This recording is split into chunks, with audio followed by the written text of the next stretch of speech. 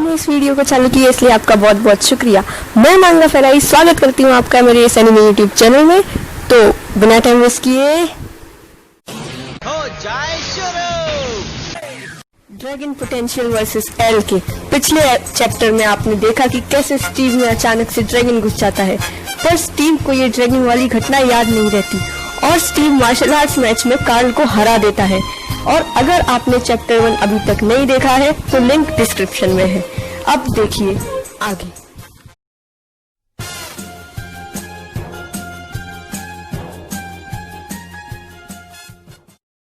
धीरे धीरे प्रैक्टिस कर करके स्टीव मार्शल आर्ट्स में ताकतवर और काफी अच्छा होता जाता है।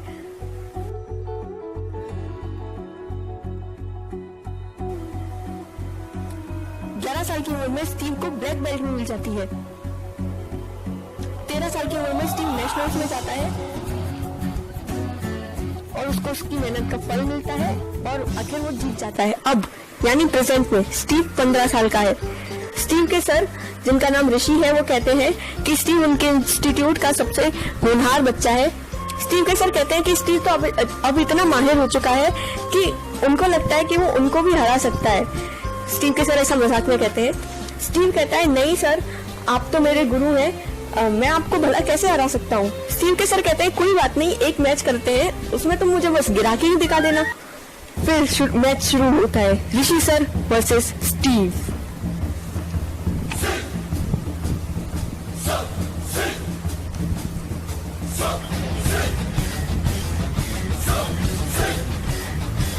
स्टीव अब इतने तेज और दमदार हमले करने लगता है कि ऋषि सर घबराते हुए कहते हैं कि स्टीव के अटैक्स इतने तेज हैं कि उन्हें तो अटैक करने का मौका ही नहीं मिल रहा।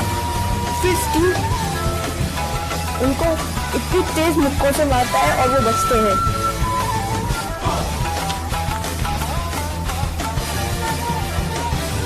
फिर स्टीव एकदम से झुककर उनके पेट में पंच मारता है और उसी पर बैठकर उनके पैरों पर तेजी से लात मारता है, जिससे ऋषि सर जो पहले से ही इतने तेज रफ्तार से हमलों से परेशान थे वो आखिर जमीन पर धड़ाम से गिर जाते हैं। होकर स्टीव की तारीफ करते हैं और कहते हैं कि अब तुम्हारे लिए एक सरप्राइज है, कल अपने मम्मी पापा को ले आना।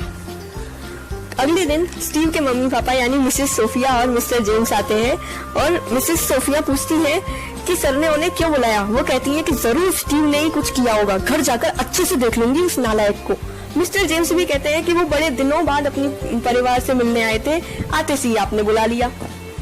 ऋषि सर कहते हैं कि उन्होंने स्टीव के मम्मी पापा को कोई शिकायत करने के लिए नहीं बुलाया है, बल्कि स्टीव तो मार्शल आर्ट्स और खास करके ताइक्वांडो में काफी अच्छा हो गया है। उन्होंने उनको ये बताने के लिए बुलाया है कि ब्रिटिश कोलंबिया जो कनाडा में स्थित है वहाँ एक इंटरनेशनल टूर्नामेंट आयोजित होने वाला है, जिसमें दुनिया के अलग अलग हिस्सों में से लोग आएंगे और लड़ेंगे। उस टूर्नामेंट में कोई सा भी फाइटिंग स्टाइल यूज कर सकते हैं, जैसे कि रेसलिंग, कुंफू, कराटे, बॉक्सिंग वगैरह वगैरह, पर हाँ सिर्फ ऐसे स्टाइल जिसमें किसी हथियार का इस्तेमाल ना हो। फिर स्टीव ताइक्वांडो में बहुत अच्छा है तो वो चाहते हैं कि स्टीव उस टूर्नामेंट में हिस्सा ले। मिसेस सोफिया कहती हैं कि इसमें तो रिस्क है, अगर स्टीव को कुछ हो गया तो। ऋषि सर स्टीव के मम्मी पापा को विश्वास दिलाते हुए कहते हैं कि स्टीव मार्शल आर्ट्स के मामले में बहुत ज्यादा ताकतवर, सतर्क और होशियार है। ऋषि सर कहते हैं कि उन्हें यकीन है कि स्टीव अपने अपोनेंट को अटैक करने का मौका ही नहीं देगा और खुद ही जीत जाएगा। मम्मी पापा को मनाने के लिए ऐसा कहना पड़ता है। मिस्टर जेम्स मिसेस सोफिया से कहते हैं कि ऋषि सर ठीक कह रहे हैं। वो कहते हैं कि उनको स्टीव पर और उसके हुनर पर विश्वास करना चाहिए। जब स्टीव इंटरनेशनल टूर्नामेंट में जाएगा तो वो भी बहुत खुश होगा। ऋषि सर कहते हैं कि मिस्टर जेम्स बिल्कुल सही कह रहे हैं, और तो और विनर का प्राइस 1 करोड़ रुपए है। मिसेस सोफिया स्टीव को इंटरनेशनल टूर्नामेंट में भेजने को तैयार हो जाती हैं और वो कहती हैं कि स्टीव को भी बहुत खुशी होगी जब वो इंटरनेशनल टूर्नामेंट में जाएगा। वो ऋषि सर से कहती हैं कि ब्रिटिश कोलंबिया में स्टीव का ध्यान रखने को कहती हैं, क्योंकि स्टीव ऋषि सर के साथ ब्रिटिश कोलंबिया जाएगा। 3 दिन बाद स्टीव अपनी कार में बैठकर एयरपोर्ट के लिए निकल पड़ता है और कनाडा जाने के लिए स्टीव की फ्लाइट भी निकल पड़ती है। ऋषि सर पहली बार प्लेन में बैठे हैं तो सर प्लेन के मजे ले रहे होते हैं।